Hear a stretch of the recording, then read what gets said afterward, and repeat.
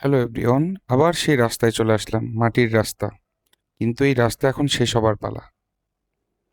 এই সুন্দর আকাশের নিচে আপনারা একটি সুন্দর দৃশ্য দেখতে পাবেন, যেটি সত্যিই অনেক মনোমুগ্ধকর। এই যে দেখুন, এইটি হচ্ছে বাংলাদেশের নেত্রকোনা জেলার কলমাকান্দা উপজেলার পাঁচগাঁও গ্রাম, যেখান থেকে মেঘালয় পাহাড় মনে হয় খুবই কাছে, কিন্তু দুর্ভাগ্যবশত হচ্ছে এই পাহাড়গুলো আমাদের দেশে পড়েনি, সবগুলো ইন্ডিয়াতে পড়েছে।